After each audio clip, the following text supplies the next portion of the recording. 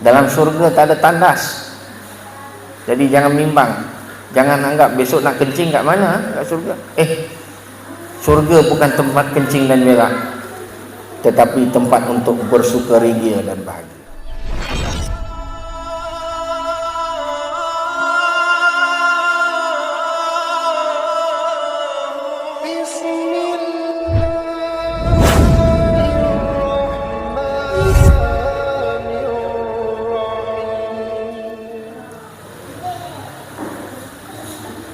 Alhamdulillah, assalatu wassalamu ala rasulillah. Rabbi shrah li sadri wa yassir li amri wahlul 'uqdatam min lisani yafqahu qawli. Subhanaka la ilma lana illa ma 'allamtana innaka antal alimul hakim wa la haula wa la quwwata illa billah. Yang saya kasihi, lagi saya hormati tuan pengurusi majlis kita, Encik Julai ataupun Encik Juli. Tulisannya kata Julai. Minta maaf kalau salah. Yang saya muliakan ya, pengurusi tunas Islam Mukib dan kawasan ini, Tuan Haji Ismail, seluruh pimpinan surau-surau masjid, tuan-tuan, puan-puan, saudara-saudari yang saya kasih sekalian. Alhamdulillah, kita dengan rahmat Allah dan kasih sayangnya dapat bersama dalam satu dewan yang mulia ini. Mudah-mudahan perhimpunan dan perkumpulan kita setelah 3 tahun dalam satu majlis seumpama ini dapat membina jiwa-jiwa kita, kerana hakikat diri kita adalah jiwa kita, kan? Jiwa inilah yang kita sebut sebagai ruh ya, ataupun yang empunya nama. Kalau kita kata siapa itu Hamzah, nak tahu Hamzah itu bila, sekarang tuan-tuan boleh duduklah, itu Hamzah yang duduk itu, betul kan? Tetapi pada satu masa waktu terbaring kaku dan mati, orang tak akan kata itu Hamzah. Orang kata ini jasad Hamzah. Orang akan kata ini mayat Hamzah. Orang akan kata ini badan Hamzah. Betul? Jadi Hamzah itu di mana? Hamzah itu adalah hakikat pada diri kita, yaitu roh. Jadi jasad dan roh dia berpadu di bumi ini sementara menjalani kehidupan sebagai satu perjalanan menuju jalan yang Allah dah tetapkan, iaitu kita pasti dan akan sampai ke negara abadi kita. Betul?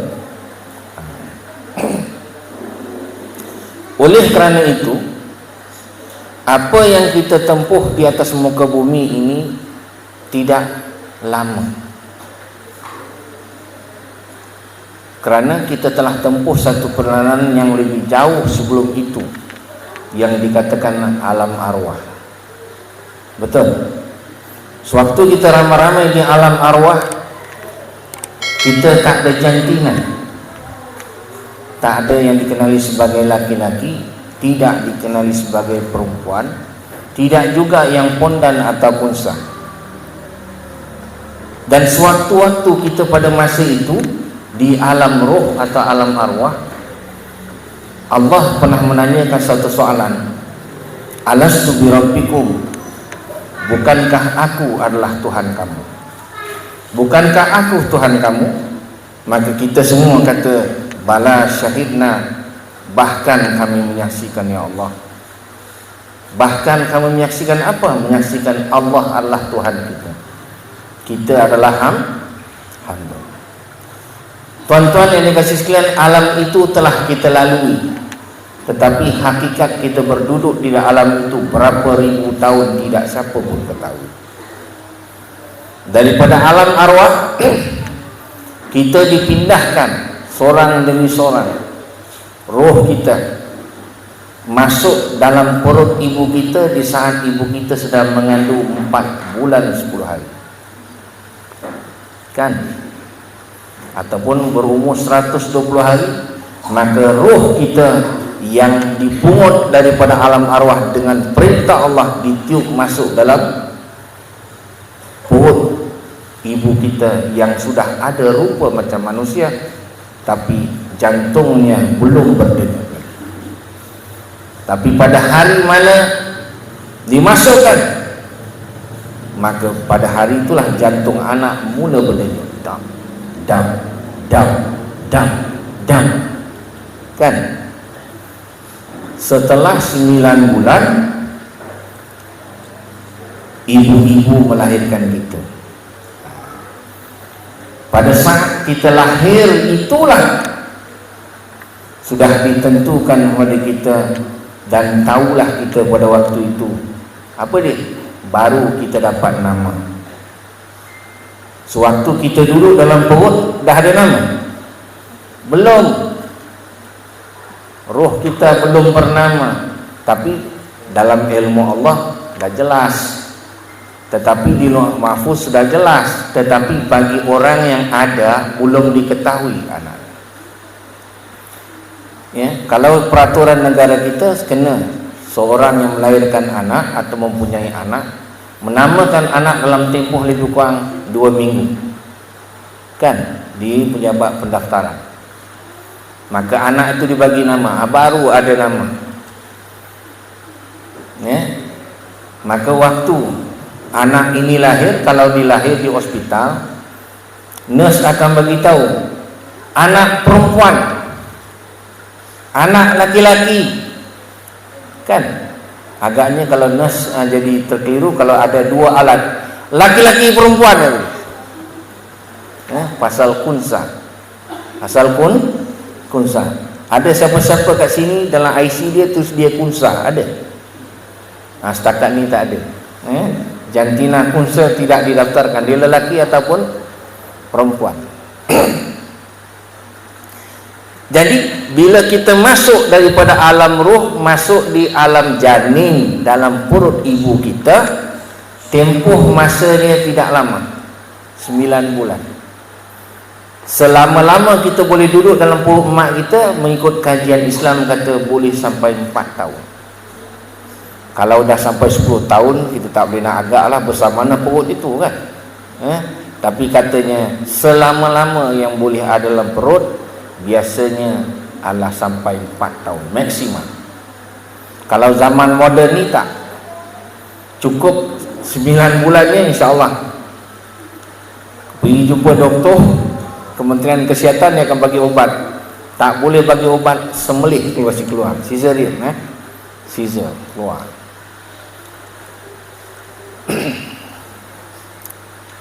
Dalam surat pendaftaran kelahiran kita lah nanti baru kita tahu lelaki jantina, namanya sekian, bangsanya apa, agamanya apa, betul tak?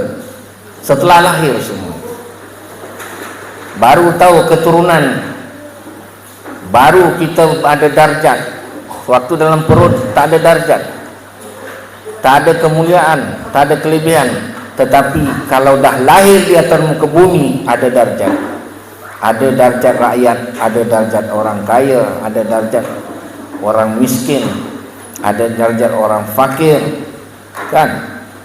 Ada keturunan begian, ada keturunan begian, ada keturunan mat kilau. Sini adakah keturunan mat kilau? Ada? Sudah pergi tengok itu filem? Belum lagi?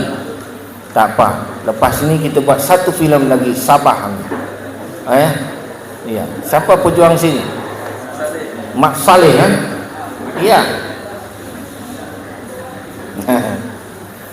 Mereka semua yang dikenang nama bukan kerana dia berjuang di mana-mana, tetapi kerana mereka berjuang mempertahankan agama, mempertahankan bangsa dan tanah air.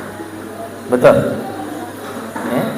Maka dengan sebab itu mereka jadi terkenal.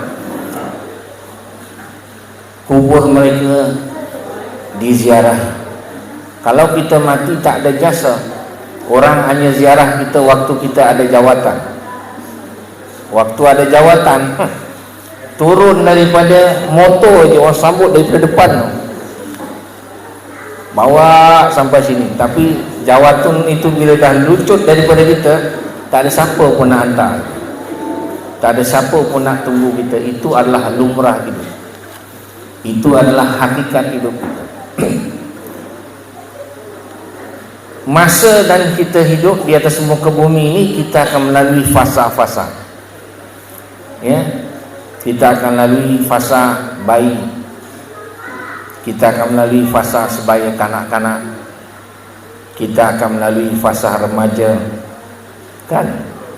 Kita akan melalui fasa dewasa, kemudian kita akan masuk pada fasa orang-orang tua, kan? Sini depan saya ramai yang sudah mula berbangga pasal dia sudah ada warga emas. Kami warga emas ke? Kamu semua warga perak lagi gitu. Tak cukup matang. Bagi kita warga emas sudah dekat dengan itu kubur, kan?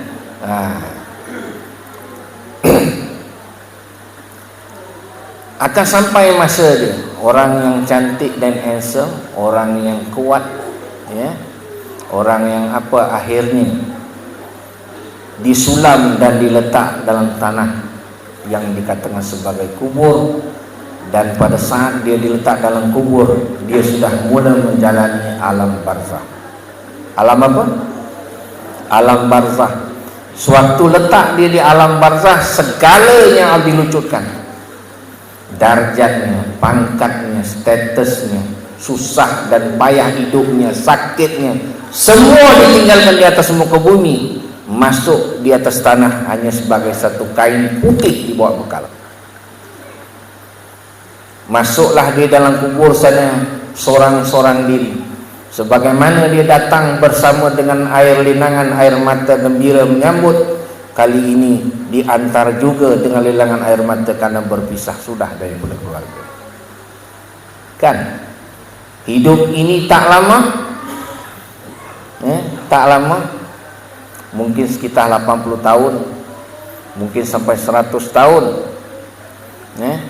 tapi 100 tahun di atas muka bumi tak sama dan sama dengan satu hari di akhirat. Satu hari akhirat adalah bersamaan dengan 1000 tahun. Kalau 100 tahun kita hidup, hanya 1/10 daripada satu hari di akhirat. Selama 100 tahun kita hidup atau 60 tahun kita hidup adalah untuk kita menentukan bagaimana kita dilayan, bagaimana kita diuruskan, dan apakah kita akan nikmat ataupun kita menemui azab yang berkekalan, yang tidak dikejari dan dihitung dengan hari lagi. Kita hanya bersusah payah nisbah di akhirat, di atas muka bumi ini sekitar 2 jam atau 1 jam setengah hidup, tetapi penentuannya adalah kekal dalam neraka sampai bila-bila ataupun masuk surga sampai bila-bila, ataupun dimasukkan dulu dalam neraka untuk seberapa ketika yang Allah kehendaki, dan kemudian dimasukkan dia dalam surga Allah yang berkekalan. Itu adalah hakikat perjalanan kita yang pasti kita tempuh. Jadi apa yang kita ada di sini hanya melabur sekitar 2 jam akhirat. Itulah modal kita. Cuba saya tanya satu soalan, boleh? Kalau tuan-tuan dibagi peluang labur RM200, saya janji tuan-tuan dibayar 1 juta minggu depan. Siapa nak melabur? Siapa nak melabur? Semua nak, tak ada bunyi pun. Macam tanda ayat. Udah banyak kena scam agaknya. Dah banyak kena scam. Ini bukan scam ni, ini betul punya. You bagi 200, minggu depan 1 juta. 1 juta rupiah. Kalau nak bilion ni, saya bagi 1 bilion Zimbabwe punya money, dolar Zimbabwe. Kan? Sanggup tak bagi? Kalau dijanjikan betul lah akan dapat. Tuan-tuan bagi 200 saya bagi emas ketul sebesarnya. Mau tak? Mesti mau. Tetapi berapa orang yang sebenar-benar sanggup labur hidup dia supaya dia dapat hidup berkekalan abadi, bahagia dalam surga? Berapa ramai yang mau? Belum pasti kan? Kenapa belum pasti? Kenapa kita rasa belum faham, belum nak lagi? Pasal negeri akhirat belum kita nampak. Betul tak? Kubur ini belum kita rasa. Maka kita rasa macam ya ke? Kerana itu tajuk yang kita pilih pada hari ini adalah untuk menceritakan mukmin sejati. Karena mukmin sejati dia akan labur hidup dia, kehidupan dia, anak isteri dia, harta benda yang ada pada dia, demi untuk mengejar negara abadi yang dia akan kekal. Dia akan jadikan hidup dia di atas muka bumi ini sebagai satu pelaburan, ladang untuk akhirat. Kalau sekarang kita tanam padi humah di bukit di sana, 1 ekar atau 2 ekar, kata sahabat saya, entik Julai atau entik Juli, ya, boleh dapat berapa? 25 kampit. Ya tak? Tapi di dunia, bila kita melabur, kita tanam dengan ibadat, dengan amal-amal yang soleh, yang kita petik nanti kita petik di sana. Dipetik di mana? Dipetik di sana. 10 sen kita bagi, pahalanya digandakan 10 kali ganda. Bukan jadi 10 sen jadi 1 ringgit. Bukan. Pahala tak boleh dinilaikan dengan ringgit. Tapi orang zaman sekarang dia bersedekah, dia harap Tuhan ganti dia RM1. Dia bagi 10 sen, dia harap Tuhan bagi RM1. Nanti pergi sembahyang Jumaat, dia letak RM10, dia harap Allah ganti RM100. RM100 itu kecil bang, kecil. Kerana rumput di surga kalau dibawa ke bumi, diletak gadai seluruh yang ada di langit dan bumi tak akan boleh beli satu rumput di surga. Mahalnya rumput. Jadi apa saja yang ada di surga adalah hebat, luar biasa. Kalau bidadari, puan-puan ni insya-Allah akan jadi permaisuri di surga. Luar biasa. Kalau bidadari, Allah izinkan dia tunjuk, ini apa ni? Kami di sana kata jari kelingking lah. Sini sebut apa? Kelingking juga ya? Okey, kelingking ya. Dia tunjuk saja, tembus ke langit bumi. Cahaya kat jari saja boleh mengalahkan cahaya matahari yang kita tengok. Cantiknya, nyamannya. Itu belum tengok isteri kita di sana. Tutup mata, buka mata, dia lebih cantik. Tutup mata, tengok mata, lagi cantik. Cuba bayang. Di sini cantik ada maksimum ni. Betul? Pakai SK2, pakai Siti Nur Aliza ni, apa nama tu? Siti, sapu. Yang gelap nampak macam artis. Lawa. Itu maksimum tu. Maksimum had dia. Tetapi dalam surga tak ada yang namanya maksimum. Macam kita sekarang ni, tadi kopi-kopi kan, first round. Lepas ni kopi-kopi lagi, second round. Third round dengan kenduri makan tengah hari lagi. Third round. Lepas tu pukul 3 makan lagi. Boleh makan lagi? Boleh. Boleh. Sambung lagi. Sampai pukul 5 makan lagi. Agak-agak macam mana? Boleh makan lagi? Boleh. Musangking. Boleh kan? Tambah Tetapi kalau sudah sampai 10 round, saya rasa dah tak mampu dah. Kenapa? Kerana tandas sudah mula memanggil. Tandas kata, mari, mari. Perut kata, gergar. Kan? Dalam syurga tak ada tandas. Jadi jangan bimbang. Jangan anggap besok nak kencing kat mana? Kat syurga. Syurga bukan tempat kencing dan berak, tetapi tempat untuk bersukaria dan bahagia. Kan? Di sini kalau ada rumah, maksimum boleh buat berapa bilik? Cik Juli, kalau you jadi ketua menteri lah Sabah akan datang, dia orang muda-muda kan? Rezeki kita tidak tahu. Katalah berapa bilik kalau tuan nak buat? Kalau punya kekayaan macam siapa ni, Bill Gates lah.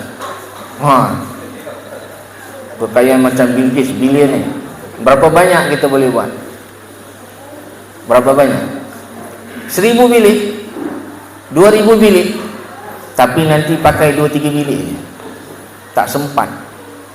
Tapi di akhirat bukan saja bilik banyak, beribu bilik, syurga ada mahligai pun banyak.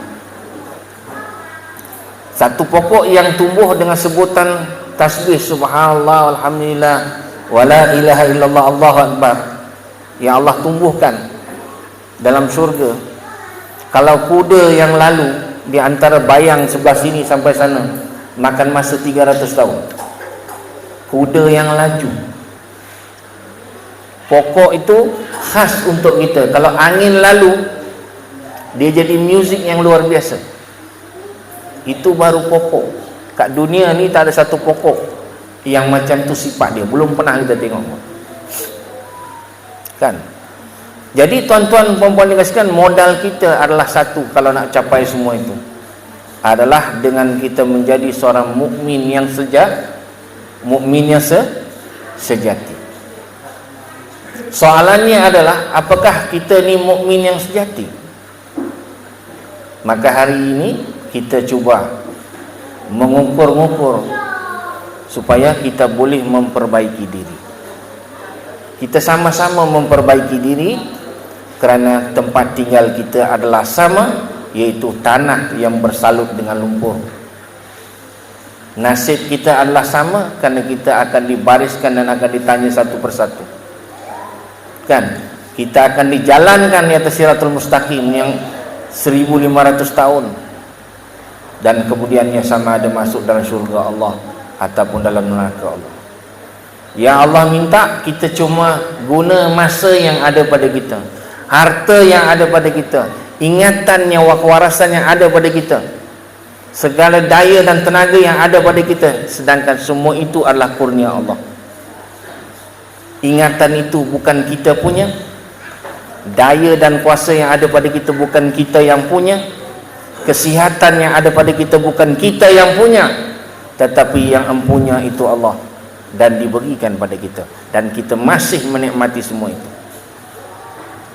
Soalan dia adalah satu, sudahkah kita jadi mukmin yang sejati? Kan? Jadi pada pagi ini kita start sikit cerita. Boleh? Sebelum kita mulakan, saya bacakan ayat ini. Cuba tuan-tuan dengar. A'udzubillahi minasyaitonirrajim. Innamal mu'minuna alladzina iza dzukirallahu jilat qulubuhum wa iza tuliyat 'alaihi ayatuhu zadatuhum imana wa 'ala rabbihim yatawakkalun. Biasa dengar ayat ni? Biasa dengar? Kalau tak biasa nanti Google pula. Sila cari dalam dalam handset masing-masing. Sekarang ni kita bacakan saja, dia akan keluar ayat apa, kan? Maksud ayat ini, Allah berfirman dan Allah berkata, sesungguhnya atau anesanya mukmin yang sejati itu apabila disebut nama Allah gemetar hatinya. Apabila disebut akan nama Allah gemetar hatinya. Dengar baik-baik. Dan apabila dibacakan ayat-ayat Allah, bertambah-tambah iman mereka. Jadi disebutkan sifat orang mukmin yang sejati, apabila sebut nama Allah dia rasa gerun, takut.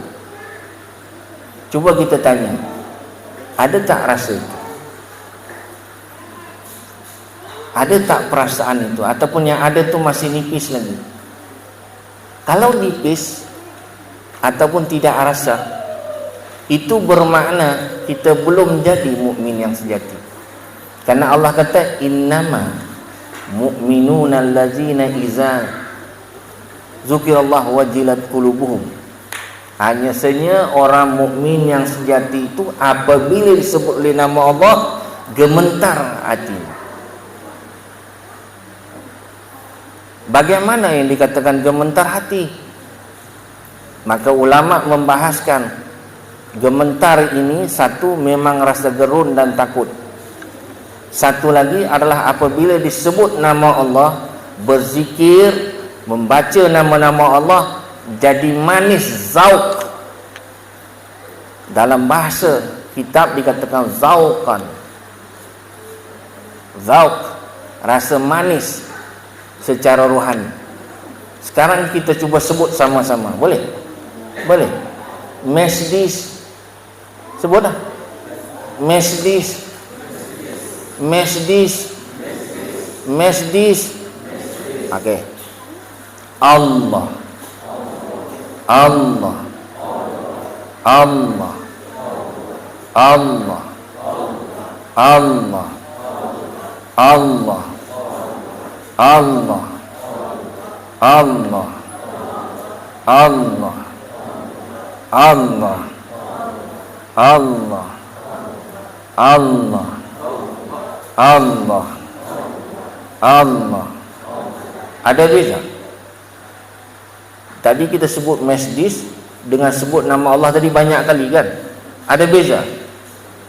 Kalau rasanya sama saja, maknanya kita belum ada perasaan yang Allah sebut tadi. Innamal mu'minuna allazina idza dzukirallahu wajilat qulubuhum. Tak ada lagi.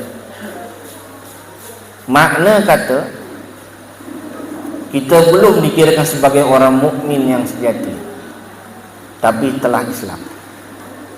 Islam, ya. Beriman, ya. Tapi sejatikah iman itu belum lagi.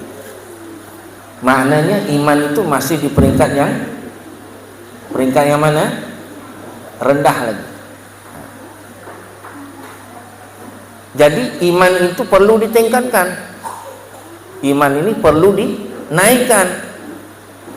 Macam bawa kereta, tayar tengah flat, macam sedap bawa kereta. Kadang-kadang kalau di Sabah jalan pula dekat jalan Tulupit dan sampai ke sini yang baru tu, bukan kereta yang bawa kita yang bawa dia, bawa jalan. Pasal jalan belum siap lagi kan. Nanti siap baguslah kita selalu pergi Tulupit sanakan kan. Sekarang 6 jam bah, 6 jam tuan. Kalau siap tu jadi berapa jam? 3 jam kot. 3 jam sampai Tulupit, 2 jam setengah lebih kot.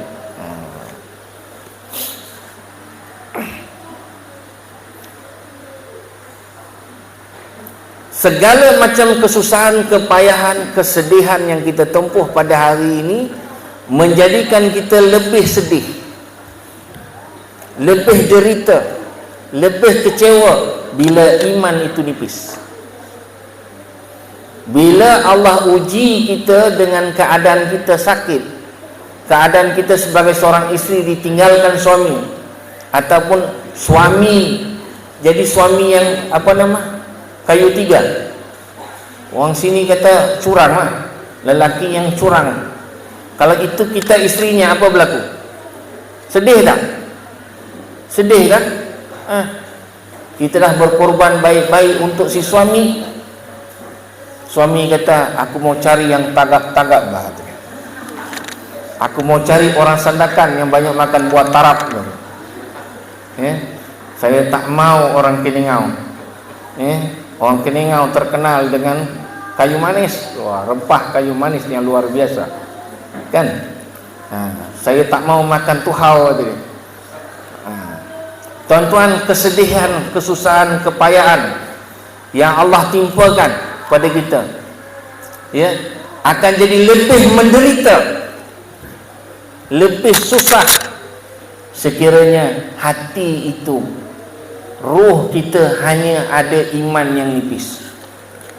Sebaliknya, sekiranya iman itu bertambah dan kuat, kan, dia membesar dan menggemuk, susah, payah, sedih ini dapat tawar dengan baik. Tak rasa apa-apa, rasa biasa saja. Saya cerita, tuan-tuan dikasih sekalian, satu masa ada seorang jariah. Jariah ini dia hamba.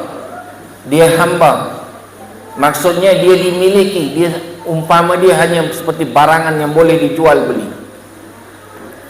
Satu hari dia bawa satu besi yang ada daging. Orang Arab ni kadang-kadang dia suka panggang daging, kan, daging. Dia bawa besi itu. Tiba-tiba besi yang dia bawa itu karena tergelincir, jatuh betul-betul atas bayi anak tuannya, dan anak itu mati dengan serta-merta. Jariah itu bila berdepan tu, dia menggigil pasal depan dia tuan dia melihat kejadian itu berlaku dengan kecuaian pada dirinya. Dalam hati dia mungkin berbisik, inilah hari terakhir aku menafas. Makna kata, mungkin aku dibunuh, mungkin aku akan disingkirkan dalam kehidupan ini, kan? Di saat itu tuan dia kata, wahai jariah, jangan kamu takut, jangan kamu takut, aku maafkan atas kesalahan kamu ni, aku maafkan. Tuan ini sedih tak anak dia mati?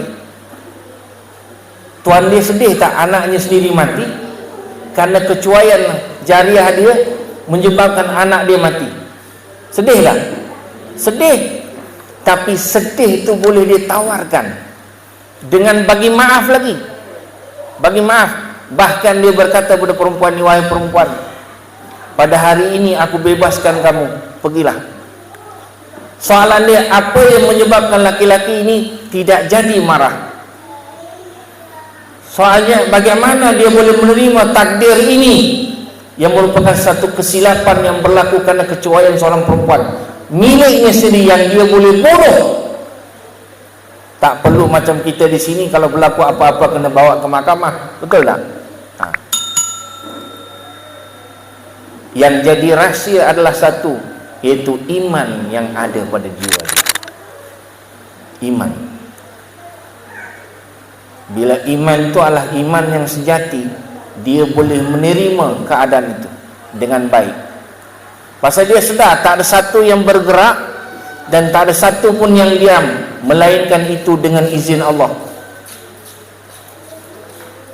Dia tahu pada hari itu Allah berkehendak supaya anak dia itu pulang ke hari akhirat, ke alam barzakh. Iman yang sejati.